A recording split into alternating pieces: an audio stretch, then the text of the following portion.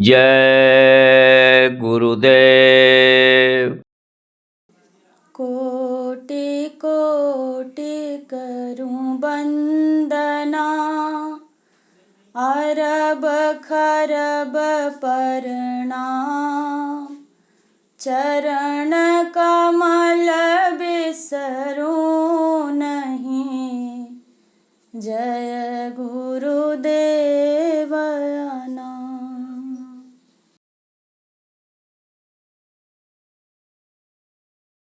पायो जी मैंने नाम रतन धन पायो। पायो जी मैंने नाम रतन धन पायो। वस्तु अमोलक दी मेरे सतगुरु, वस्तु अमोलक दी मेरे सतगुरु। कर कृपा अपनायो, कर कृपा अपनायो। पायो जी मैंने नाम रतन धन पायो। पायो जी मैंने नाम रतन धन पायो। जन्म जन्म की पूंजी पाई, जन्म जन्म की पूंजी पाई। जग में सभी खुआयो, जग में सभी खुआयो। पायो जी मैंने नाम रतन धन पायो। पायो जी मैंने नाम रतन धन पायो। खर्च न खूटे चोर न लूटे, खर्च न खूटे चोर न लूटे। दिन दिन बढ़त सवायो, दिन दिन बढ़त सवायो। पायो जी मैंने नाम रतन धन पायो। पायो जी मैंने नाम रतन धन पायो। सत की नाव खिवटिया सतगुरु, सत की नाव खिवटिया सतगुरु। भव सागर तरियायो, भव सागर तर आयो। पायो जी मैंने नाम रतन धन पायो। पायो जी मैंने नाम रतन धन पायो। मीरा के गुरु रविदास गुसाई, मीरा के गुरु रविदास गोसाई। हरख हरख जस गायो, हरख हरख जस गायो। पायो जी मैंने नाम रतन धन पायो। पायो जी मैंने नाम रतन धन पायो। जय गुरुदेव। जय गुरुदेव।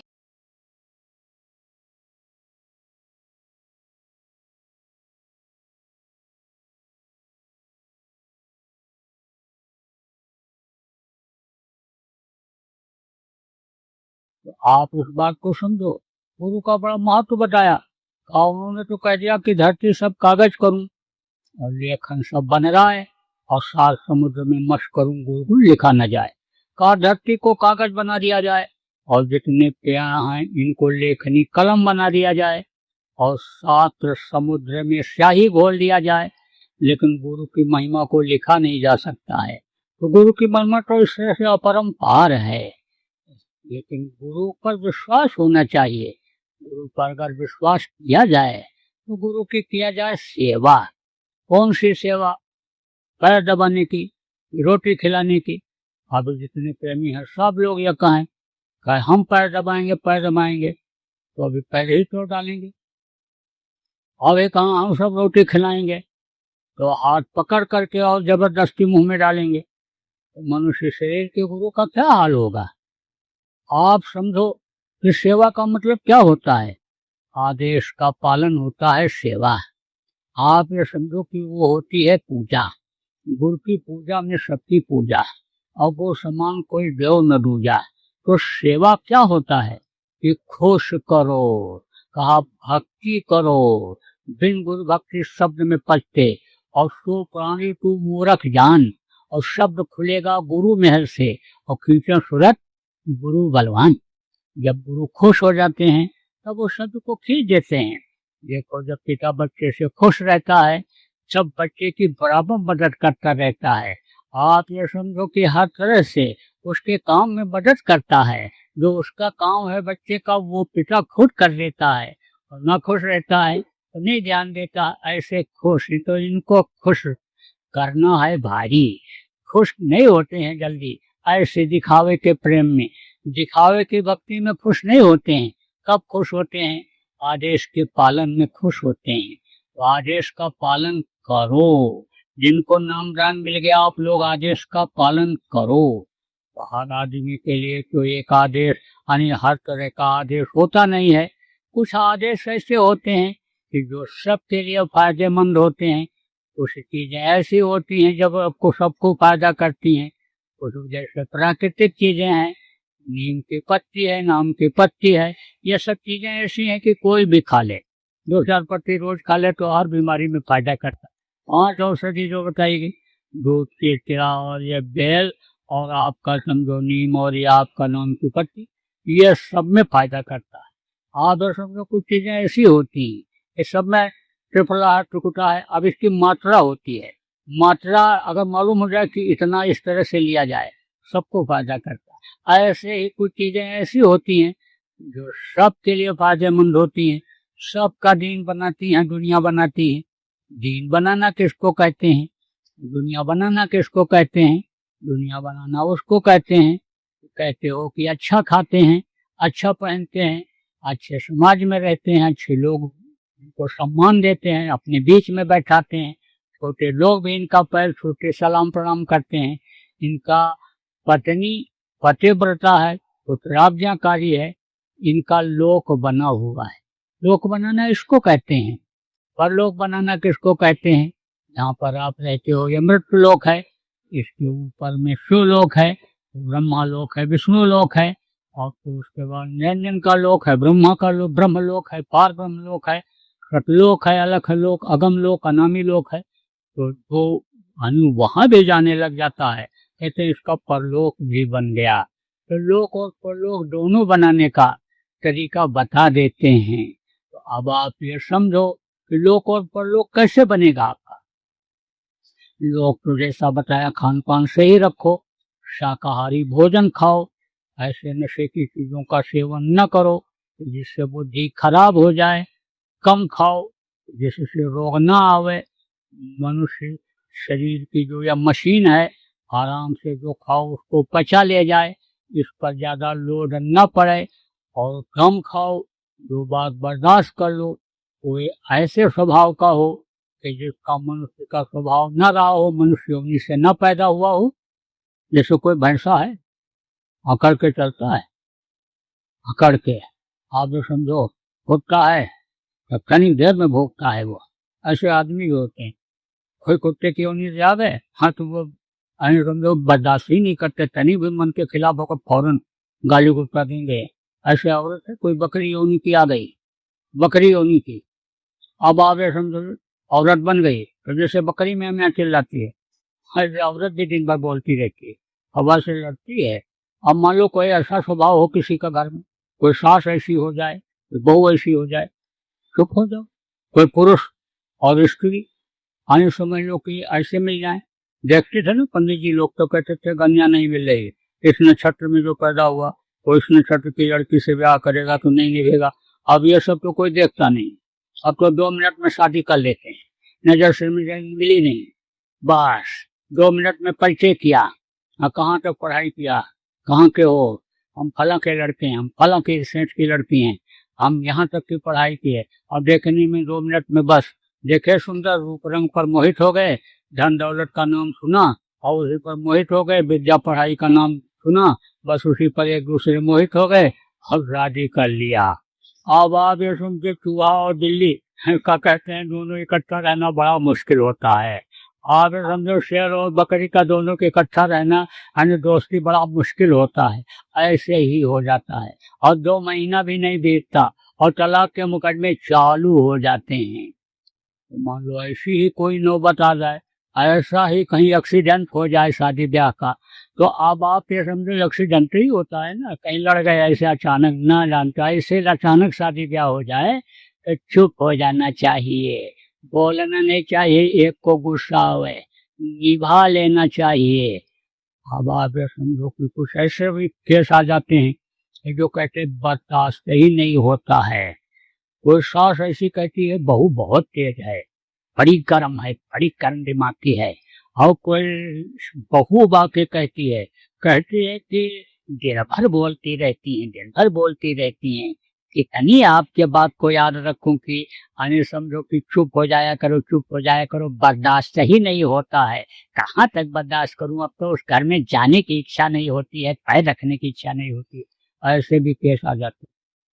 तो उस समय पर बच्चियों क्या करना चाहिए, आप समझो जो सास हो आपको क्या करना चाहिए, बहू हो आपको क्या करना चाहिए, और बाप बेटे हो या भाई भाई हो तो आपको क्या करना चाहिए, तुरंत कान में उंगली लगा के भजन पर बैठ जाना चाहिए। तो गुस्सा ज्यादा देर नहीं चलता। गुस्सा क्या है, अग्नि है। क्रोध कब आता है, जब खून खौलता है, खून में गर्मी आती है तब गुस्सा आता है। तो अग्नि है, अग्नि कभी भी एक जैसी नहीं रहती है, बुझती है, कम होती है। ऐसे ही क्रोध भी कम हो जाता है थोड़े समय के बाद, और जब क्रोध खत्म हो जाएगा तब फिर नॉर्मल हो गए, फिर कान खोल दो। अरे मन न लगे भजन में तो धीरे धीरे ढीला करते रहो, सुनते रहो कि आवाज अब कुछ कम हुई कि नहीं हुई, वॉल्यूम कम हुआ कि नहीं हुआ, उतना ही तेज है, सुन लिया करो। तो कहने का मतलब यह है कि भाई और कोई आग हो तो आप हो पानी, अगर और किसी को गुस्सा आ जाए तो आप चुप हो जाओ, तो झगड़ा झंझट से बच जाओगे और फिर घर में शांति रहेगी। मेहनत और ईमानदारी की कमाई अगर करोगे तो कमाने का टेंशन नहीं रहेगा। मेहनत और ईमानदारी की कमाई में बरकत होती है, फिर रोटी दाल आपका चलता रहेगा। रोटी दाल चलता रहे, तन ढकने के लिए कपड़ा मिले, बरकत मिले, रहने के लिए छाया हो, मकान हो, चाहे टीन शेड ही हो, छप्पर हो, तो जीवन ही तो बिताना है। अरे भाई खाने के बाद किसी को पता चलता है क्या खाए थे, और सोने के बाद भी किसी को नहीं पता चलता है कि कहाँ सोए थे। आप ये समझो चाहे कोई मुंह के गद्दे पर सोवे, सुबह उठेगा तो तरोताजा महसूस करेगा, और चाहे कोई आप ये समझो कि जमीन में बिछा करके सोवे, झोपड़ी के अंदर सोवे, सुबह उठता है तरोताजा महसूस करता है। और चाहे कोई नमक रोटी खाए, सुबह जाएगा तो उसी तरह से निकलेगा। चाहे कोई 36 प्रकार का भोजन करे, बदबूदार ही खुशबूदार भोजन निकलेगा सुबह जब जाएगा तो सबका ऐसे ही होगा। लेकिन दिक्कत नहीं रहेगी। आप समझो मेहनत और ईमानदारी की कमाई अगर करोगे तो जो प्रारब्ध में नहीं भी है और भाव भक्ति करोगे, आदेश का पालन करोगे, मालिक को याद करके रहोगे, तो खाने पीने की दिक्कत नहीं आएगी। आप समझो लोक बनाने का तरीका यह है, साधारण तरीके से लेकर के और अच्छा तरीका यह है, और परलोक बनाने का तरीका भी गुरु महाराज हमारे बताते थे, वो लोगों को बताए। तो आप आगे समझो, काव्या राम न सकहि नाम गुण गाई, और कहलक करो में नाम बढ़ाई। सुंदर पवन सुत सुंदर नाम और अपने बस कर राखो राम। अनु नाम का सुंदरन करके और उन्होंने राम को वश में कर लिया था। कौन राम? राम कई, एक राम दशरथ का बेटा, एक राम घट घट में लेटा, और एक राम का सकल पसारा, और एक राम सब देख से न्यारा। कह तो अपने राम चले, अपने राम कल गए थे। मन को भी राम कहा गया। मन चलाता है ना, मन कराता है, वो मन अच्छा काम कराता, मन बुरा भी कराता है, तो उसको भी राम कहा गया। तो एक राम दशरथ का बेटा, एक राम दशरथ का बेटा थे राम, जिनका इतिहास बना हुआ है। और एक राम का सकल पसारा, जो सृष्टि की रचना किया, जिनको निरंजन भगवान कहा गया, उनको भी राम कहा गया। और एक राम सब देख से, वो कुल मालिक सब पुरुष जिनको कहा गया वो हैं।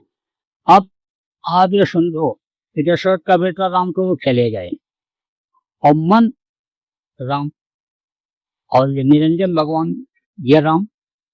तो सुमिर पवन सुत पावन नाम, पावन माने पवित्र, नाम पवित्र है, नाम में शीतलता है, नाम में सुंदरता है, नाम में खुशबू है, नाम में आनंद है। नाम की व्याख्या की ही नहीं जा सकती। कहाँ लग करूं मैं नाम बढ़ाई, यानी इसकी बढ़ाई कहाँ तक करूं? और राम न सके नाम गुण गाई, कोई भी राम उस राम के अलावा नाम का बढ़ाई वर्णन नहीं कर सकते, नाम की महिमा के बारे में नहीं बता सकते हैं। ये चाहे दशरथ के पुत्र रहे हों, और चाहे ये निरंजन राम हो, और चाहे ये मंद राम हो, तो राम यानी वो नाम का जब सुमिरन उन्होंने किया, तो आप ये समझो कि अपने मन को भी वश में किया। और काल जो बाधा डालता अच्छे काम में, वो भी उनके वश में हो गया, वो भी बाधा नहीं डाला। तो जहां पर उन्होंने जो सोचा, यानी अपने आराध्य की भक्ति में, वो सब में मन ने मदद किया। यह नाम आप जान लोगे और नाम की कमाई करोगे, इसको जगाओगे, इसमें जब ताकत आ जाएगी आपके अंदर, तो आपके लिए सारी चीजें सुलभ होंगी, आसान होंगी। कैसे जगाया जाता है?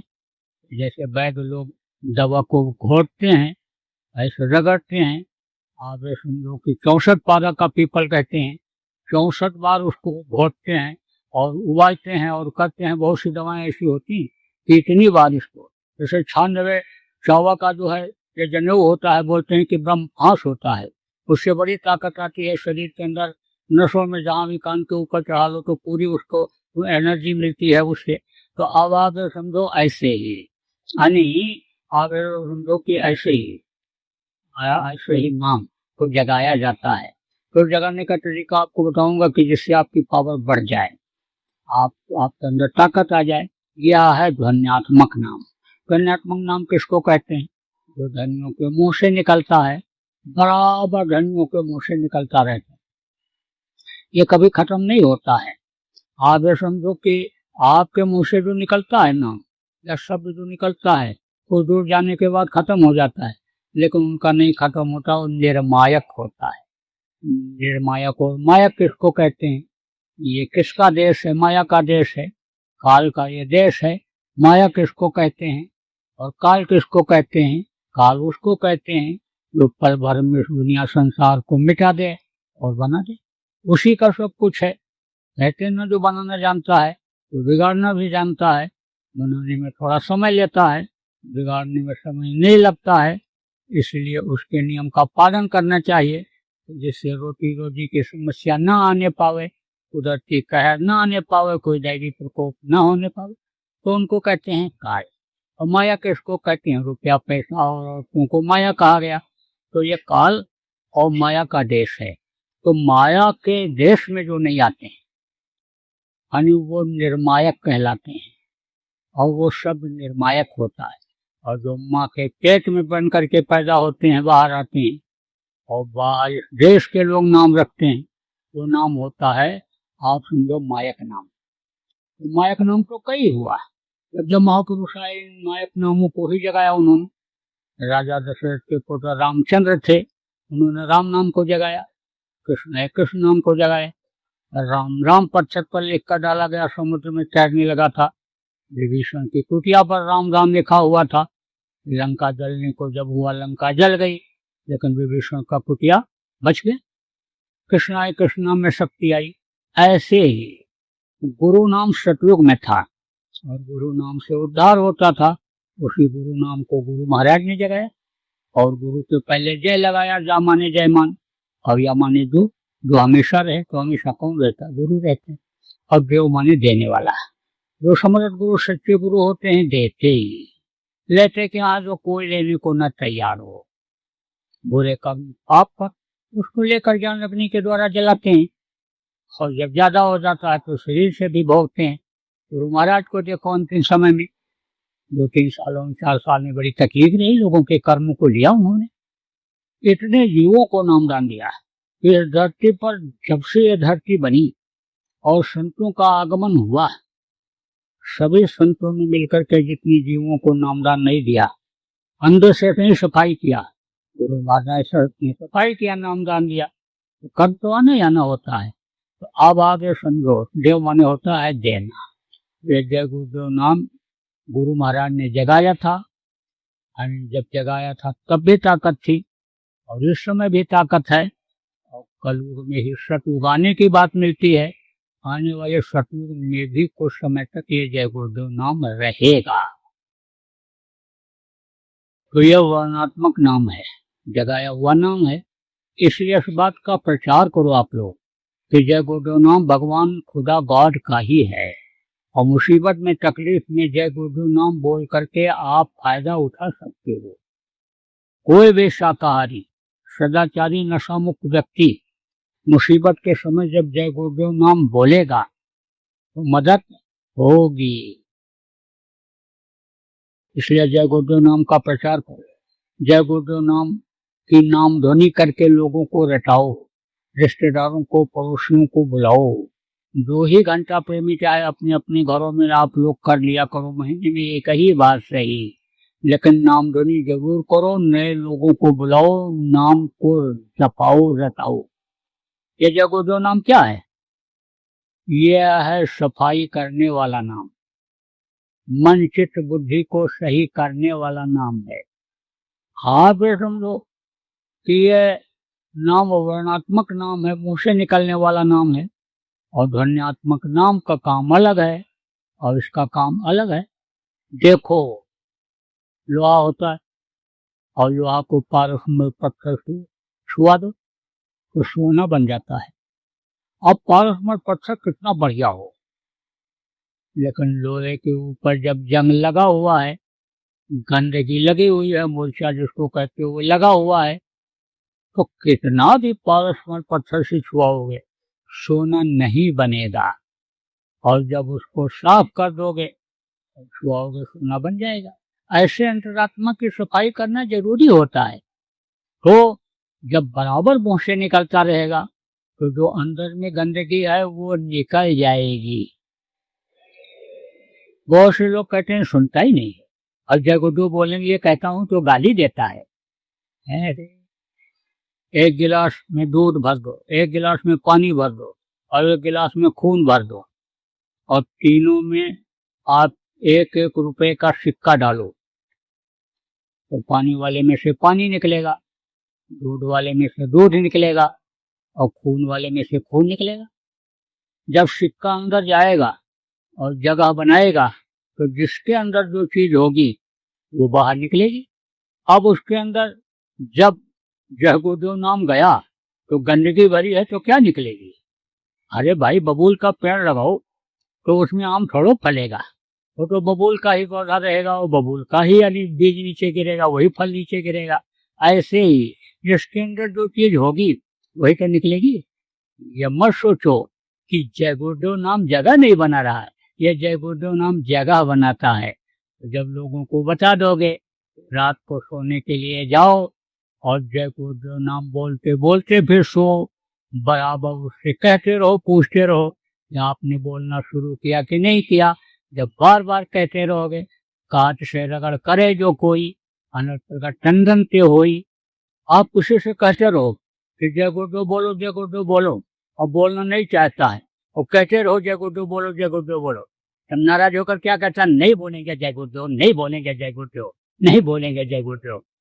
हम कहा ना कि धोखे निकले नाम, यानी कहा गया कि धोखे से भी मुंह से निकल जाए। कहते अजामिल के मुंह से धोखे से भी निकल गया था, तो पता चला वो भी तर गया। तो किसी भी तरह से निकलेगा तो, अरे जब निकलेगा मुंह से तो उसका तो फायदा होगा ही होगा। अरे भाई दवा किसी को भी खिलाओ, अमृत पिलाओगे, जहर खिलाओगे, तो जो चीज खिलाओगे वो तो असर उसका तो होगा ही होगा। तो जब ये अमृत तुल्य नाम है तो ये अपना असर जताएगा। इसलिए बराबर लोगों को बताते रहो, मिलने जुलने वाले लोगों को, रिश्तेदारों को, पड़ोसियों को, कि जय गुरु नाम रात को सोने के लिए जब जाओ तो बोलते रहो, और बोलते बोलते फिर सो जाओ। बच्चों की डालो आदत। तो कुछ बच्चे तो ऐसे होते हैं, बहुत चंचल होते हैं। एक सत्संगी अपने लड़के को लेकर के आए मेरे पास, बोले महाराज जी बहुत बदमाश है ये लड़का, इसको समझाइए। तो हमने उससे कहा तुम बदमाशी करते हो? अरे प्रेम से हमने कहा तुम बदमाशी करते हो? अरे बोले ये गेट के ऊपर से चढ़ करके और नीचे कूद गया और गया वहां बाजार में घूमने लगा। छोटा ही था वो बच्चा। तो कहा कि जो है दुकानदार ने देखा, पहचान गया, तो बुला के बैठाया तो उनका लड़का है। तो खबर करवाया। जब मैं गया तो दुकानदार हाथ जोड़ने लगा, ऐसे धन्य हो धन्य हो धन्य हो। तो सत्संगी ने कहा धन्य तो आप हो जो आपने मेरे बच्चे की जान बचाई, बैठाए उसको यहाँ, उसकी हिफाजत किया। धन्य तो आप हो, हमको कौन धन्य मान रहे हो? बोले वो तो बात छोड़ो, आप धन्य इसलिए आपको कह रहा हूं कि आप उसको 24 घंटा संभालते कैसे? 10 मिनट संभालने में मेरा पसीना छूट गया। इतना चंचल लड़का है ये, जो कहो वो मानते ही नहीं, सुनते ही नहीं कुछ। तो कुछ लड़के ऐसे भी होते हैं। अब उनको कहोगे जय गुरु नाम बोलो रटो तो बोलेंगे ही, लेकिन तरीका बता देता हूँ, बोलेंगे ही बोलेंगे। रात को जब खाना बना लो तो जितने भी लोग घर में हैं सबको बुलाओ और जय गुरु नाम बोलो। आधा घंटा 15 मिनट ध्वनि जय गुरुदेव जय गुरुदेव जय गुरुदेव जय जय गुरुदेव ये बोलो और बोलवाओ, और फिर खाना परोसना शुरू करो। 4-6 दिन अगर बच्चियों ऐसा करोगे तो बच्चों को मालूम हो जाएगा बगैर ध्वनि बोले खाने को मिलेगा नहीं। इसलिए पहले से तैयारी करो, सोच लेंगे। और जैसे सब्जी छौंकने की छुन्न मुन्न खुशबू आई नाक में गरम मसाले के, छुन्न मुन्न बोला, कुकर ने जैसे सीटी दिया, जैसे ही घर के लोगों को बुला बुला करके लाने लगेंगे कि जल्दी जल्दी बोल लिया जाए और खाना जैसे बन जाएगा, मिल जाए, क्योंकि बगैर बोले मिलने वाला नहीं। तो बोलेंगे ही बोलेंगे, रट जाएगा, याद हो जाए, क्योंकि जगाया हुआ नाम है।